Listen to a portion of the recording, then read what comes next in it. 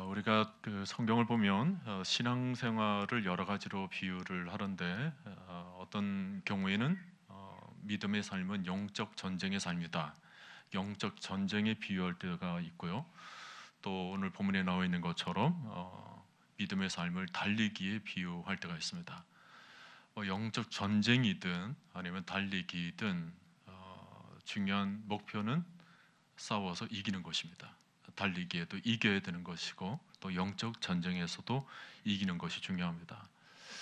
우리의 삶을 들여다보면 그냥 평이하게 살아가는 것 같지만 사실 매일같이 일어나는 것이 전쟁입니다. 영적 세계가 있는 거죠. 우리를 흔들어 놓는 그런 영적 세계가 있습니다.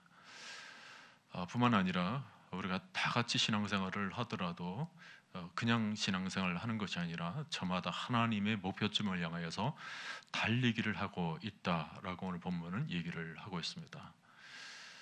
또 하나의 승리를 위한 단언박질이에요. 우리가 천국에 올라가면 그냥 모두가 다 구원을 얻어서 똑같은 천국의 삶이 펼쳐질 것 같지만 성경은 얘기를 합니다. 천국에 올라가면 우리 모두에게 면류관이 주어질 것인데 면류관에 차등이 있다라는 것입니다.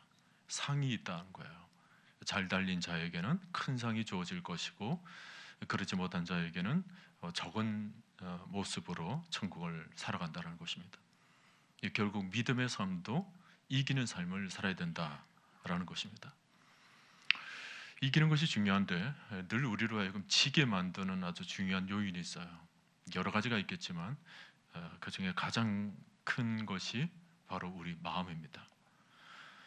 잠언 25장 28절을 보니까 자기의 마음을 제어하지 아니하는 자는 성읍이 무너지고 성벽이 없는 것과 같으니라 그랬습니다. 마음을 제대로 다스리고 통제하지 않으면 성이 무너지고 성벽이 없는 것과 같다라는 것입니다. 자신 마음이 통제되지 않은 인생은 어떻습니까? 성벽이 없기 때문에 쉽게 침탈을 당하게 되는 거예요. 적이 마음대로 침범에 들어올 수도 있고 노력질 당할 수 있고 또 엉망진창이 될 수가 있습니다. 마음이 황폐하게 무너지게 되는 것은 이와 같이 성벽이 무너지는 것과 같다. 잠언이 얘기를 하고 있습니다. 예레미야 17장 9절에 보면 만물보다 거짓되고 심히 부패한 것은 마음이라 누가 능히 이를 알리오 그랬습니다. 결국은 이기는 싸움을 위해서 마음을 잘 다스리는 것이 중요합니다. 근데 우리 마음을 들여다보면 우리 마음이 너무 거짓되고 심히 부패해서 결국 이런 마음을 잘 통제하고 다스리는 것이 얼마나 중요한가 새삼 깨닫게 되는 거죠. 우리가 살아가고 있는 세상은 지금 정상이 아니고 우리 마음도 정상이 아닙니다. 세상은 정상적으로 돌아가지 않은데 우리 마음도 정상적이지가 않은 것입니다. 정상적이지 않은 세상에서 정상적이지 않는 마음을 가지고 살아간다면 여러분 우리 삶이 어떻게 될까요? 인생은 그야말로 꼬이고 무너지게 되는 것입니다. 요즘 사람들은 마치 벼랑 끝에서 살아가는 것과 같습니다. 벼랑 끝에서 아주 아슬아슬하게 살아가고 있는 거예요. 배로 따지면 배에 구멍이 지금 나 있는 것과 같습니다. 배에 자그마한 구멍이 나 있으면 그 구멍으로 이제 물이 스며 들어옵니다. 그래서 결국은 배가 침몰을 당하게 되는 거죠. 지금 사람들의 마음이 그렇습니다. 마음에 구멍이 있거나 마음이 깨어져 있으면 자신의 마음을 통제하지 못하기 때문에 삶이 침몰할 수밖에 없습니다. 마음에 상처가 나 있으면 쉽게 분노하기가 쉽습니다. 그 분노는 제어하기가 굉장히 어렵죠. 염려와 두려움에 갇혀 살아가게 됩니다. 마음이 뚫려져 있으면 쉽게 절망하게 되는 것입니다. 무엇을 하기보다는 하지 못하는 그런 주저앉음이 늘 있는 거예요. 그리고 마음이 늘 일관성이 없습니다. 지속적으로 꾸준하지가 않는 거예요. 늘 불안정하고 늘 흔들립니다. 그런 마음을 가지고는 결코 세상을 살아갈 수가 없습니다. 우리 믿음도 그런 마음에 닮아져 있으면 우리 믿음을 제대로 세울 수가 없는 것입니다. 요즘 조울증, 우울증 이 원인이 뭐죠? 마음이 깨어져 있기 때문입니다. 자신의 마음을 어떻게 할 수가 없기 때문에 그런 증세가 나타나고 있는 거예요. 우리 마음이 무너져 있으면 내 삶도 무너지고 우리 가정도 위험하고 우리가 하고 있는 사업들도 어떻게 될지 모릅니다. 우리의 인생은 외적인 것에서 결정되어지는 것이 아니라 내적인 싸움에 의해서 결정되는 것입니다. 결국 우리가 이기는 삶, 승리하는 삶의 가장 중요한 것은 우리 마음이에요. 우리 마음을 어떻게 잘 통제하고 다스리는가에 따라서 우리의 신앙의 결과가 달라지게 되는 것입니다. 훈련되지 않는 우리의 마음은 주변에 일어나는 상황과 사건에 요동치게 되는 것입니다. 내적인 힘을 쌓지 않고 성공의 자리에 오른 사람은 얼마 가지를 못합니다. 요행이 어떤 자리에 올라갈 수는 있어도 끝까지 그 자리를 유지할 수가 없습니다. 자신의 마음을 잘 쌓아가지 않고 마음 자체가 불안정하기 때문에 성공을 추구하고 돈을 많이 벌어도 결국은 얼마 가지를 못하고 다 떨어지게 되는 것입니다. 오래 견디지를 못하는 거예요. 조기에 성공을 했지만 나중에는 온데간데 없는 사람이 한두 명이 아닙니다. 그러므로 내적인 힘이 매우 중요합니다. 세상의 삶도 그렇지만 우리의 신앙도 내적인 힘을 쌓지 않으면 우리의 믿음을 이겨낼 수가 없습니다.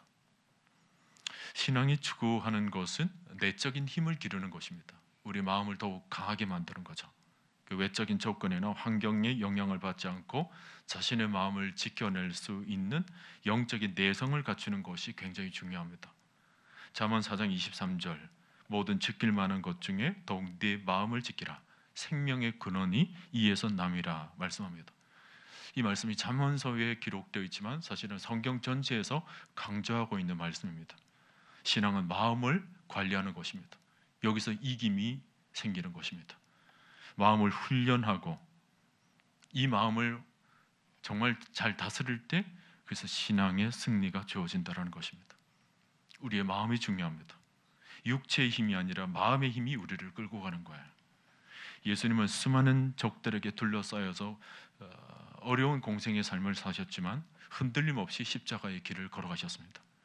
우리의 신앙도 이기는 삶을 살려면 영적인 내구력이 절대적으로 필요합니다.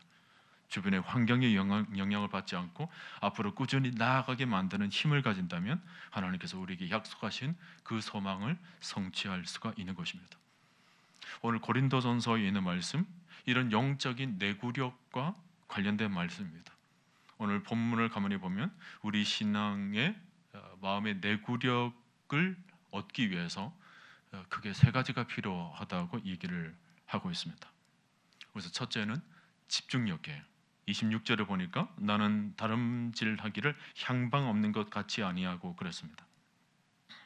다름박질을 하면서 한 곳을 바라보고 달리겠다라는 것입니다.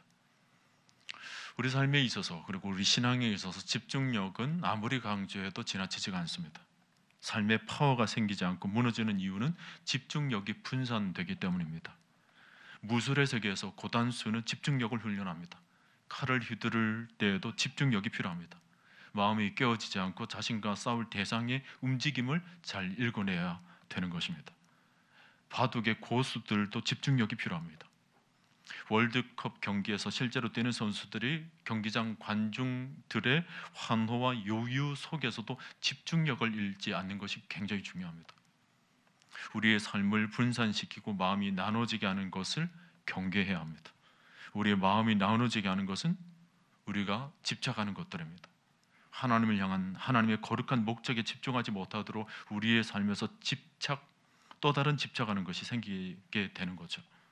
살다 보면 우리 마음을 끌도록 만드는 것이 한두 가지가 아닙니다. 사실은 집착할 이유가 없는데 얼마 지나지 않아서 왜 내가 그것에 집착했을까 후회하게 될 텐데 그 당시에는 그것에 정신없이 집착하며 살아갑니다. 엉뚱한 것에 집착한다는 것은 에너지를 빼앗긴다는 거예요. 인생에서 집착하는 것은 마음을 빼앗기고 에너지를 빼앗기는 것입니다. 집착이 위험한 이유는 진정으로 집중해야 될 것을 놓치게 만들기 때문입니다. 주변에서 내가 무슨 말을 한다 해도 가는 길을 계속 걸어갈 수 있다면 그 사람은 집중력을 가진 사람입니다. 그러나 누가 비난하거나 흠집을 낸다고 해서 마음이 격동하면 그 사람은 집중력이 훈련되지 않은 사람입니다. 이 인생은 재능의 문제가 아니라 집중력의 문제예요. 아무리 재능이 많다 해도 집중력이 없으면 재능을 발휘할 수가 없습니다. 다재다능한 사람이 있습니다. 근데 팔방미인은 가난한 경우가 많습니다. 할 수 있는 게 너무 많다 보니까 정작 아무 것에도 집중할 수가 없는 것입니다. 삶이 흐지부지한 것은 재능이 부족하기 때문이 아닙니다. 집중력이 부족하기 때문입니다. 사탄은 우리의 집중력을 분산시킵니다. 사탄의 가장 강력한 공격법이죠. 사탄은 우리의 마음이 나눠지게 만듭니다. 우리의 관심을 분산시키는 거예요. 애착하고 집착하는 것을 굉장히 많이 만들어냅니다. 여기저기 쫓아다니다 보면 삶의 에너지가 다 날아가 버리는 거예요. 아무리 거대한 힘이라 해도 분산되면 아무것도 할 수가 없습니다. 힘을 모아야 합니다. 삶에서 집중력을 가지는 것이 핵심입니다. 왜 타락합니까? 삶에 집중력이 없기 때문에 그렇습니다. 바쁘지만 이루어지는 것이 하나도 없고 힘을 들고 돈을 들이는데 열매가 보이지 않는다면 하나 하지 않아도 되는 일을 미련을 가지고 살아가고 있기 때문에 그래요. 집중력은 그냥 생기는 것이 아닙니다. 본질을 붙잡아야 되는 것입니다. 본질이 강화될수록 집중력이 높아집니다. 그러므로 내가 무엇을 위해 살아가는 사람인지를 분명히 알아야 합니다. 내가 왜 사는가? 내가 왜 직장에 다니는가? 내가 왜 공부를 하는가에 대해 그냥 하는 수준이 아니라 정말 가슴을 뜨겁게 만들고 온몸을 전율시키게 만드는 하늘로부터 내려오는 계시적 음성이 우리에게 임하면 그것이 우리의 사명이 되는 것입니다. 오늘 사도 바울을 보십시오. 사도 바울의 사명은 분명했습니다. 나는 향방 없는 것 같이 살지 않겠다. 사도 바울의 삶에 외부적 압박이 얼마나 많았습니까? 주변이 얼마나 요동스러웠습니까? 그러나 그의 서신서를 보면 그는 흔들리지 않는 삶을 살았습니다. 자신의 삶의 방향이 정확하게 고정되어 있었기 때문입니다. 그러므로 오늘 우리도 하늘로부터 사명을 받아야 합니다. 내가 만든 꿈이 아니라 하나님이 주신 꿈을 붙잡고 그 모든 것에 하나님의 꿈으로 집중시키는 훈련을 해야 되는 것입니다. 집중력은 다른 말로 하면 우선순위의 문제입니다. C.S. 루이스는 우선순위를 놓치면 첫 번째 것과 두 번째를 동시에 잃어버리는 것과 같다 그랬습니다. 첫 번째 것의 우선순위를 놓치면 두 번째, 세 번째는 아무 의미가 없다는 것입니다. 두 마리의 토끼를 잡으려고 하지 말고 우선순위를 바로 잡아야 되는 것입니다. 여러분, 인생의 핵심이 무엇입니까? 여러분이 받은 사명이 무엇입니까? 직업은 바꿀 수 있어도 우리 인생의 사명은 바꿀 수 없습니다. 세상은 변해도 우리의 삶의 고유한 소명은 변하지 않습니다. 엉뚱한 것에 여러분의 마음 빼앗기지 마시기를 바랍니다. 여러분 각자를 향한 하나님의 뜻에 모든 것을 바치고 집중할 수 있기를 바랍니다. 사도행전 20장 24절을 보면 바울의 흔들리지 않는 마음을 잘 표현하고 있습니다. 나의 달려갈 길과 주 예수께 받은 사명, 곧 하나님의 은혜의 복음을 증언하는 일을 마치려 하면은 나의 생명조차 조금 더 귀한 것으로 여기지 아니하노라. 사도 바울의 집중력이 잘 나타나 있는 대목이죠. 하나님께 받은 사명, 은혜의 복음을 증언하기 위해서 자신의 생명을 조금 더 귀하게 여기지 않겠다라는 것입니다. 얼마나 멋진 인생입니까? 하나님이 우리의 삶에 주신 사명, 우리를 향하신 그 뜻을 붙잡고 마음 나눠지지 않고 그 일에 생명을 걸고 그 일에 반복적인 노력을 기울인다면 우리가 집착하고 있는 우리의 마음을 빼앗아 하고 있는 수많은 것들로 인해서 우리 마음이 분산되지 않고 하나님을 향해서 우리 마음을 지켜 나갈 수 있게 되면서 주님께서 우리를 부르신 그 이유, 그 목적이 부합되는 승리하는 이기는 삶을 우리 모두가 살게 될 것입니다. 또 하나 둘째로 우리의 마음의 내구력을 높이고 우리 인생을 승리하기 위해서는 인내력이 중요합니다. 우리의 마음 훈련에 있어서 중요한 영역은 인내력이에요. 우리 인생의 힘은 결국 인내력의 싸움입니다. 내가 아무리 좋은 생각과 뜻을 품고 살아간다 해도 생각대로 움직여지지가 않을 때가 많습니다. 좋은 뜻을 가지고 살지만 뜻대로 되지 않는 난관에 부딪힐 때가 너무나도 많은 것입니다. 특히 우리 삶에는 고통이 반드시 찾아옵니다. 형태만 다를 뿐 고통의 문제를 피할 수 있는 사람은 아무도 없습니다. 때문에 고통은 어떻게 피할까의 문제가 아니라 어떻게 다룰 것인가의 문제인 것입니다. 고통의 문제를 잘못 다루면 인생은 무너집니다. 고통의 문제로 인해서 찾아오는 수많은 합병증들이 있습니다. 그러나 고통을 잘 다루면 고통 속에 놀라운 비밀이 담겨져 있습니다. 축복은 고통 뒤에 찾아오는 것입니다. 오늘 사도 바울은 27절에서 내가 내 몸을 처 복종하게 한다 그랬습니다. 인내는 내 몸을 처복종시켜야 할 만큼 다루기 어려운 문제입니다. 고통을 다루는 문제는 결코 만만치가 않습니다. 신앙생활을 하면서도 고통의 문제로 인해서 하나님께 질문을 던져도 답을 얻지 못할 때가 많습니다. 시원한 답을 얻지 못하는 고통이 많습니다. 고통의 문제에 직면하면 대부분의 사람들은 하나님께, 하나님 왜 이러세요? 어찌하여 나에게 이런 일이 닥쳤습니까? 하나님 정말 전능하신 분 맞습니까? 정말 선하신 분이십니까? 라고 막 따지죠. 그러나 답을 쉽게 찾을 수가 없습니다. 욥의 경우에도 자신에게 갑자기 찾아온 고통에 대해서 답을 얻을 수가 없었습니다. 고통 중에 가장 큰 고통은 이유를 알지 못하는 고통입니다. 왜 나에게 이런 고난이 찾아왔는지 답을 얻을 수 없을 때 고통이 심화되는 것입니다. C.S. 루이스는 고통의 문제라는 책에서 이 문제를 다루고 있습니다. 이 책은 어려운 책이에요. 그래서 책을 읽다가 고통을 느낍니다. 고통의 문제에 대한 시원한 답이 없음을 느끼게 되는 거예요. 그러나 분명한 것은 하나님은 선하시고 하나님은 고통을 통해서 어떤 하나님의 일을 행하시고 계신다라는 것입니다. 답을 얻을 수 없는 고통을 겪을 때 신자가 할 수 있는 일은 하나밖에 없습니다. 바로 인내하는 것입니다. 얼마나 인내하느냐가 그의 인생의 깊이로 연결됩니다. 야고보서 1장 2절에서 4절까지를 보면 내 형제들아 너희가 여러 가지 시험을 당하거든 온전히 기쁘게 여기라. 이는 너희 믿음의 시련이 인내를 만들어내는 줄 너희가 알미라. 인내를 온전히 이루라. 이는 너희로 온전하고 구비하여 조금도 부족함이 없게 하려 함이라 말씀합니다. 고통의 문제에 대해 구체적인 답을 알려주겠다는 것이 아닙니다. 대신 고통에 대해 성경은 인내를 온전히 이루라라고 말씀하고 있는 것입니다. 그리하면 온전하고 구비하여 조금 더 부족함이 없게 되는 축복이 임한다는 것입니다. 그러므로 우리는 고통을 당할 때 고통이 빨리 지나가기만을 원하거나 원망과 불평으로 세월을 보낼 것이 아니라 인내를 통해 얻을 수 있는 축복을 바라보아야 하는 것입니다. 고통의 순간에는 우리가 얻게 될 축복이 어떤 것인지를 알 수가 없습니다. 우리의 눈에 보이지가 않습니다. 누가 말을 해준다 해도 잘 이해가 되지를 않습니다. 야고보서 1장 4절에서 인내를 온전히 이루라. 이는 너희로 온전하고 구비하여 조금도 부족함이 없게 하려 함이라 그랬습니다.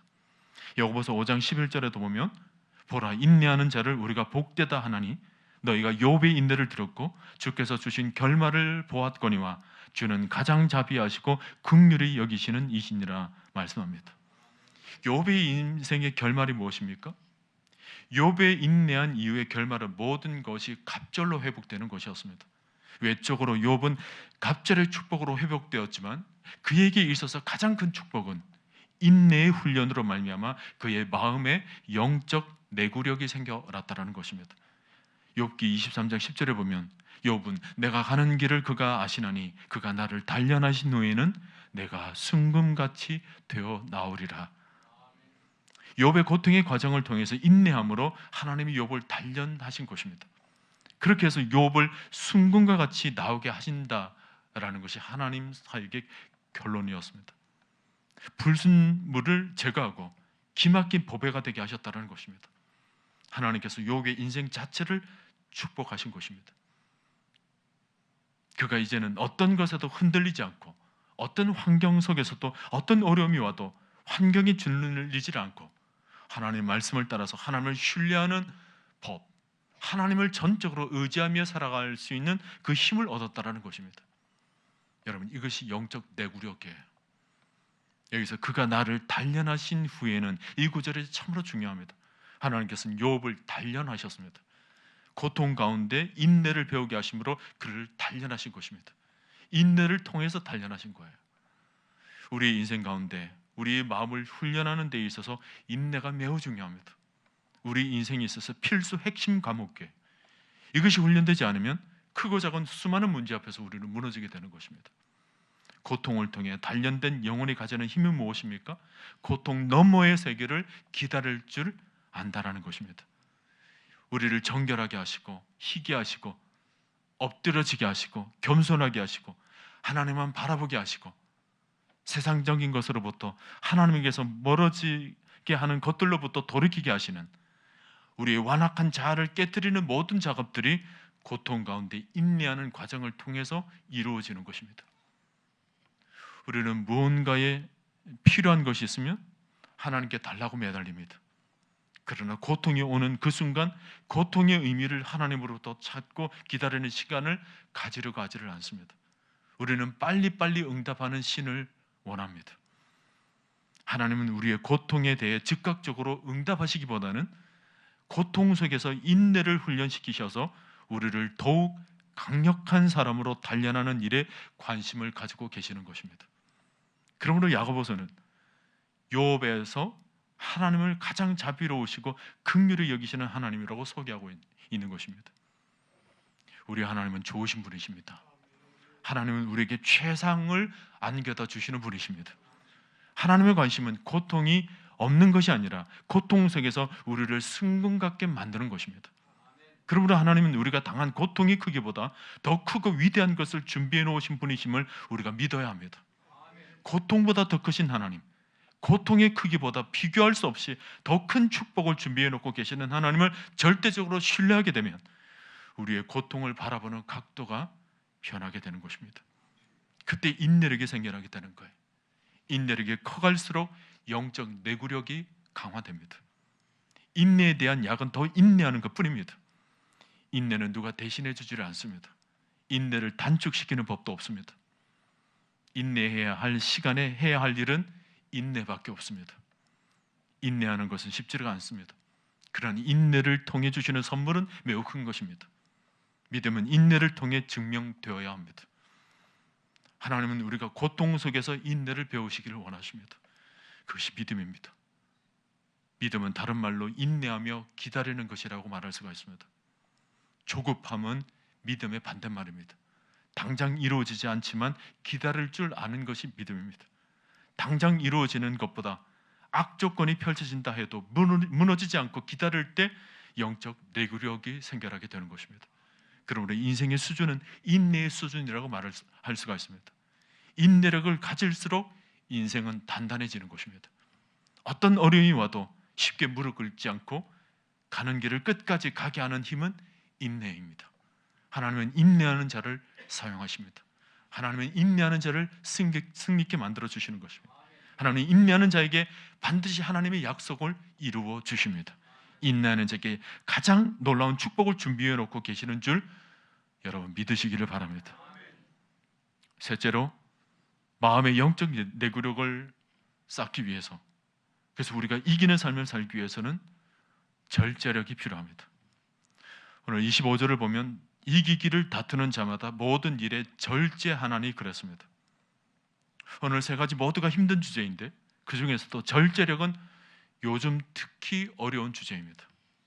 요즘 많은 사람들이 절제력에 지금 고장나 있습니다. 조절 기능이 심각한 결함을 가지고 살아가고 있는 것입니다. 마치 브레이크 없는 자동차와 같습니다. 우리 인간에게는 욕구 불만이라는 것이 있습니다. 이것을 잘못 다루면 유치찬란한 인생을 살아가게 되는 것입니다. 욕구 불만을 잘못 다루면 사람이 굉장히 유치해집니다. 어이없는 일에 실수를 저지르고 망신을 당할 수가 있습니다. 자기 마음을 다스리지 못하기 때문에 그렇습니다. 절제력에 문제가 있으면 상당히 위험한 인생을 살아가게 됩니다. 무슨 일이 일어날지 모르는 거예요. 요즘 충동성 범죄가 얼마나 많이 일어나고 있습니까? 충동적으로 사람을 죽입니다. 매우 작은 자극에도 견디지 못하고 무너지는 것을 자주 봅니다. 어른들도 마찬가지지만 요즘 아이들에게도 그런 현상이 많이 나타납니다. 이전보다 덩치는 커지고 아는 것은 많아졌는데 절제력은 형편없이 떨어졌습니다. 현대 문화 자체가 절제력을 훈련하기 매우 어렵습니다. 절제해야 하는 필요조차 느끼지 못하고 살아갑니다. 하고 싶은 것이 있으면 얼마든지 할 수 있는 환경입니다. 무언가 사고 싶으면 사면 되는 세상입니다. 이제는 하고 싶은 것이 있어도 환경이 따라주지 않아서 참을 수밖에 없었습니다. 사고 싶은 것이 있어도 돈이 없으니까 참을 수밖에 없는 거예요. 그런데 지금은 억제가 필요 없습니다. 우리 문화의 특징은 무엇이든지 원하는 것이 있으면 참지 말고 하고 싶은 대로 하라는 것입니다. 그래서 자극은 넘쳐나고 훈련은 턱없이 부족한 상황입니다. 무엇이든 할 수 있는 상태가 사실은 위험한 상태입니다. 다윗이 그랬습니다. 무엇이든 할 수 있는 힘이 있으면 넘어지게 되는 것입니다. 우리가 절제력을 기르지 않으면 인생이 어디로 흘러갈지 알 수가 없습니다. 요즘은 절제력을 기르지 않으면 중독에 빠지게 됩니다. 요즘 중독 환자들이 얼마나 많은지 모릅니다. 교회에서도 중독 방지 프로그램을 시행해서 많은 사람들이 실제적으로 치유할 필요를 느낍니다. 중독이 심해지면 삶이 무너지는 거예요. 자신이 가야 할 목표를 향해서 제대로 걸어갈 수가 없습니다. 엄청난 에너지가 지금 엉뚱한 것에 다 세워나갑니다. 요즘 중독 중 하나가 유행을 추구하는 것입니다. 새로운 것이 나오면 사람들이 견디지를 못하는 것입니다. 물건교라고 여러분 들어보셨습니까? 새로운 신상품이 나오면 사람들이 정신을 못 차리는 거예요. 물건교의 경전은 신상품 카다로그입니다. 카다로그를 보면서 그게 완전히 빠지는 거예요. 그것을 가져야 행복할 것 같고, 그것을 가지지 않으면 불행할 것 같은 두려움이 몰려닥칩니다. 여성들이 멋진 옷을 사려는 마음 안에는 기본적인 욕구도 있지만 환상을 가지고 있는 거예요. 만족하고자 하는 내적 욕구가 옷을 통해 드러나는 것입니다. 그 욕구는 옷에만 있는 것이 아닙니다. 내면에 숨겨진 환상, 자신의 허전한 마음을 메꾸려가는 내적인 욕구가 있는 것입니다. 남자는 옷에서가 아니라 권력이나 명예를 추구함으로 만족을 얻으러 갑니다. 어떤 환상을 가지고 있습니다. 근데 그 환상은 환상일 뿐입니다. 그것을 추구하면 할수록 만족하는 것이 아니라 오히려 허전함을 느끼게 되는 것입니다. 분명한 결론은 더 좋은 것, 더 멋진 것을 아무리 추구해도 만족을 느끼지 못한다는 것입니다. 만족은 너무나도 일시적입니다. 순간적인 욕구를 달랠 뿐 또 다른 만족에 대한 욕구, 불만이 생겨나게 되는 것입니다. 좋은 것을 구하는 순간 더 좋은 것이 오고 최신 것을 구입해도 더 최신 것이 또 나오기 때문입니다. 해 아래 새 것이 없습니다. 절제력을 훈련하는 것은 우리의 욕구와 연관되어 있습니다. 우리 안에는 있는 욕망을 다스리는 문제입니다. 우리가 욕망하는 대로 그대로 두면 욕망이 못된 야생만처럼 마음대로 돌아다니고 우리 인생을 아주 쑥대밭으로 만들어 버립니다. 삶의 에너지가 엄청나게 빠져나가게 만드는 거죠. 세상은 욕망을 다스리려고 하지를 않습니다. 욕망에 충실하고 욕망하는 것을 최대한 즐기라고 부추깁니다. 오늘날처럼 세속화된 시대에서 신자들도 감염되기가 쉽습니다. 영적 싸움의 핵심은 우리 욕망을 다스리는 기술입니다. 욕망은 강하고 뿌리가 깊습니다. 가볍게 다룰 수 있는 주제가 아니에요. 일평생 긴장하며 아주 치열한 전쟁을 벌여야 하는 것입니다. 오늘날 우리는 소비주의 세상에서 살아가고 있습니다. 우리는 날마다 수많은 것들을 소비하며 살아갑니다. 좀 더 새 것, 좀 더 좋은 것을 찾으려고 하죠. 이게 거의 우상처럼 사람들의 마음을 움직이고 있습니다.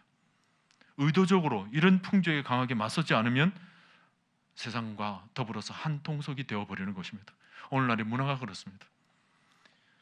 이런 종교 안으로 들어가면 내 영혼아 오직 신상품을 갈망하라 라는 문구를 접하게 됩니다. 여기에 한번 빠지면 업그레이드의 영이 강림하여서 그것이 아주 미치게 만들어놓는 거예요.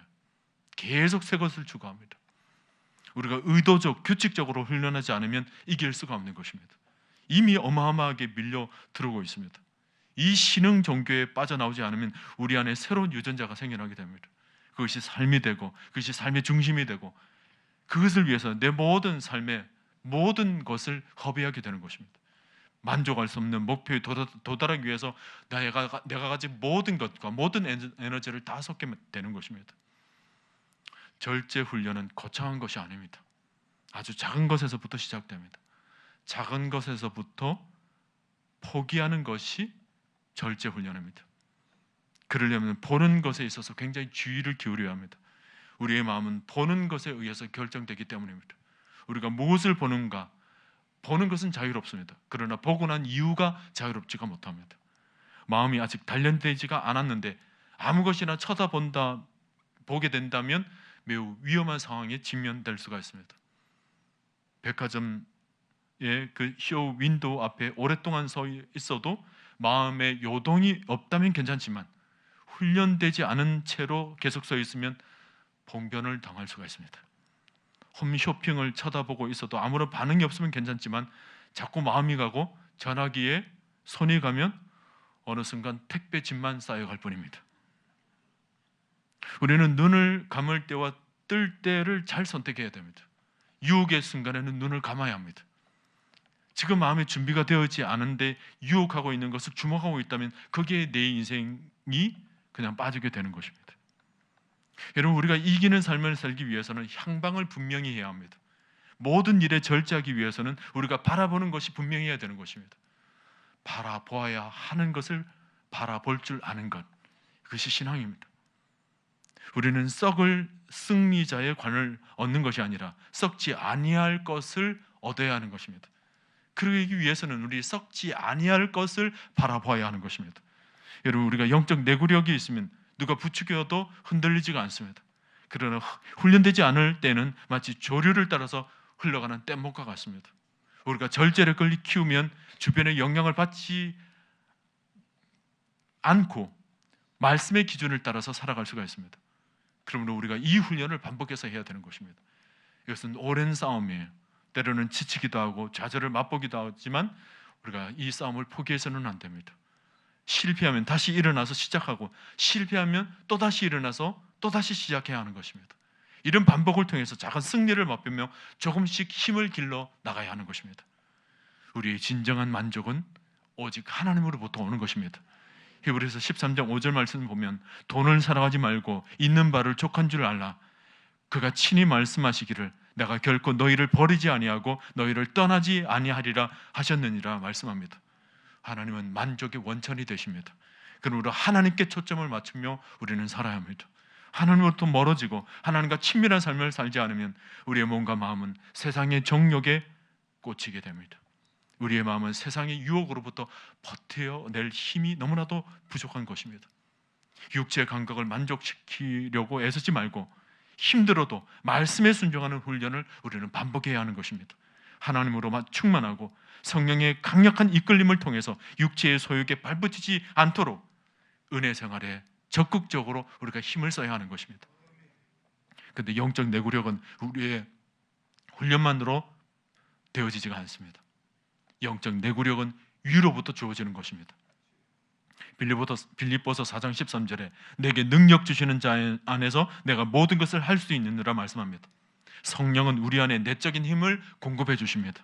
우리가 수많은 유혹을 이겨낼 수 있고 어떤 시련과 고통 속에서도 모든 환경을 이겨낼 수 있게 만드는 힘은 내게 능력 주시는 자, 즉 성령 안에서 우리가 살아갈 수가 있는 것입니다. 자신의 의지에만 모든 것을 맡기면 전망이 어둡습니다. 물론 우리의 노력도 필요하기는 하지만 성령님이 절대적으로 도와주셔야 되는 것입니다. 내가 수없이 노력하지만 나의 노력을 넘어선 하나님의 성령의 권능이 임하셔서 우리의 분산되는 마음에 집중력을 더해 주시고 우리의 인내력을 강화시켜 주시고 우리의 절제력이 강화할 수 있도록 성령님의 도우심이 절대적으로 필요한 것입니다. 성령이 우리 안에 오셔서 우리를 도와주시면 집중력과 인내력과 절제력에 성령의 힘이 더해지게 되는 거죠. 육체의 소욕이 강하지만 성령의 능력이 더 강해서 우리를 이기게 만들어 주실 것입니다. 갈라디아서 5장 16절을 보면 너는 성령을 따라 행하라 그리하면 육체의 욕심을 이루지 아니하리라 말씀합니다. 육체의 힘이 강하지만 성령의 힘이 훨씬 더 강하기 때문에 우리는 성령의 능력을 의지해야 하는 것입니다. 여러분, 오늘 밤 성령의 도우심을 구하시기를 바랍니다. 자신을 믿지 말고 성령에 의지하며 나아가면서 영적 내공을 여러분 쌓으시기를 바랍니다. 그렇게 되면 이전에는 어렵게만 느껴졌는데 간단하게 넘어지는 그런 역사였는데 이제는 달라지게 될 것입니다. 우리가 성령의 힘을 공급받으면 우리 일상에서 승리를 맛보게 될 것입니다. 우리에게 찾아오는 갖가지 시련과 유혹을 이겨낼 수가 있는 것입니다. 바람 부는 대로 물결 치는 대로 따라가지 말고 우리가 목표점을 분명히 바라보면서 우리는 달려가야 할 것입니다. 오늘 밤에는 특별히 양육 훈련 신청하시고 지원하시는 분들이 많이 앉아 계시죠. 여러분들이 양육 훈련을 하고 말씀을 통해서 집중적으로 배워나가야 할 부분은 바로 이런 부분입니다. 우리 마음을 더 강화시키는 것입니다. 성령을 통해서 절제력을 기르고 인내력을 기르고 주님을 바라보는 그 훈련을 여러분 하시기를 바랍니다. 바울이 살았던 삶은 그야말로 초월적인 삶이었습니다. 여러분, 이것은 불가능하지가 않습니다. 성령 충만하면 되는 것입니다. 성령 충만하면 외적인 환경보다 내적인 힘이 강하기 때문에 뚫고 나아갈 수가 있게 되는 것입니다. 우리는 어떤 경우에도 우리를 향한 하나님 목적을 잃어버리지 말고 집중력을 가져야 합니다.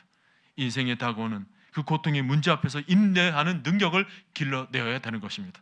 우리에게 찾아오는 숱한 유혹들 앞에서도 이기는 절제력을 가질 수 있기를 축원합니다. 영적 내구력이 강화되면 우리 삶에 어떤 축복이 일어날지 우리가 상상할 수가 없습니다. 우리를 향하신 하나님의 거룩한 목적에 집중력을 잃어버리지 않고 마음 분산되지 않고 나아가고 우리 인생에 찾아오는 고통을 이겨낼 수 있는 인내력이 강화되면 하나님께서는 우리에게 수많은 축복을 안겨다 주실 것입니다. 오늘 밤 이 세 가지를 위해서 기도하시기를 바랍니다. 하나님, 집중력을 잃어버리지 않게 하여 주옵소서. 한 방향으로 주님을 향하여서 살아가게 하여 주옵소서. 내 삶의 시선을 분산시키는 모든 집착을 잘라버리게 하여 주시옵소서. 오늘 여러분 믿음의 다른 박질을 하면서 집중력을 가지시기를 바랍니다. 인내력을 가지시기를 바랍니다. 모든 일에 절제하시기를 바랍니다. 이번 양육훈련 신청하시는 분들 뿐만 아니라 이 자리에 있는 모든 분들, 뒤로 물러서는 인생이 아니라 점점 더 높은 경지로 나아가는 인생을 살아가시기를 바랍니다. 환경에 의해서 떠밀려가는 인생을 사는 것이 아니라 환경을 거슬러 올라가 돌파하면서 하나님의 거룩한 목표를 이루어드리는 복된 인생 살아드릴 수 있기를 주님의 이름으로 간절히 축원드립니다.